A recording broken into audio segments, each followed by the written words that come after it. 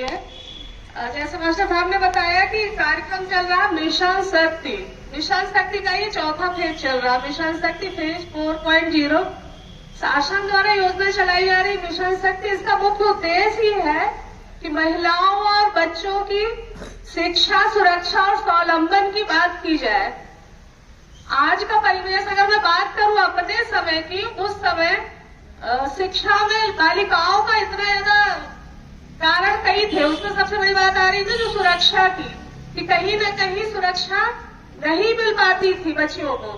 तो उस वजह से पेरेंट्स का ये रहता था कि चलिए ठीक है, जितना जहां पर नजदीक है स्कूल है विद्यालय वहां तक भेज दिया जाए और आगे की पढ़ाई की आवश्यकता नहीं है। लेकिन समय बदला, परिवेश बदला, बच्चे यहाँ पर हैं, हर एज ग्रुप के हैं और शायद घर परिवार में भी ये बात होती रहती है। तो मेरे घर में भी बच्चे हैं, कुछ सॉफ्टवेयर इंजीनियर है भतीजा मेरा, तो ऐसे बात हो रही थी, उसने कहा पता नहीं सरकार ऐसी योजना क्यों चलाती है नारियों की सुरक्षा के लिए।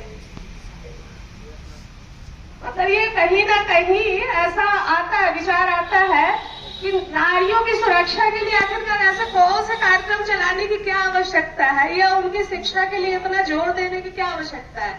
लेकिन अगर देखा जाए ना, जब किसी भी शादी की बात होती है तो लोगों की प्राथमिकता रहती है कि लड़की पढ़ी लिखी हो और अगर नौकरी में है तो और बढ़िया। लड़का अगर नौकरी वाला है, वो डॉक्टर है, इंजीनियर है या टीचर है, तो उसको लगता है कि मेरी जो जीवन संगिनी हो वो कमाऊ हो और इसी कैडर की हो तो ज्यादा अच्छा है।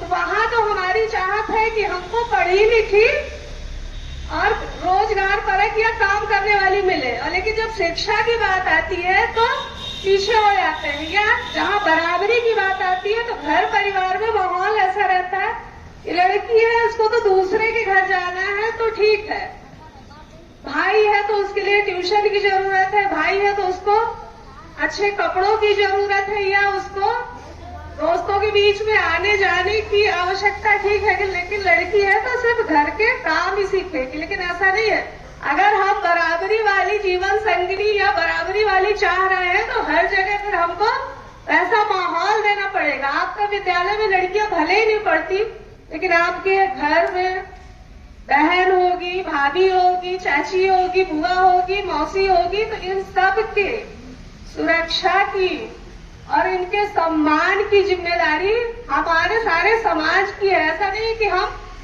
कोई ऐसा अलग से काम करने जा रहे हैं, ये शुरू से ही था। लेकिन ये कि अब माहौल थोड़ा सा बदल रहा है और ये खुशी की भी बात होती है कि जहाँ ग्रामीण स्तर पर अब इंटर कॉलेज हो गए, डिग्री कॉलेज हो गए, तो लड़कियां पढ़ रही हैं।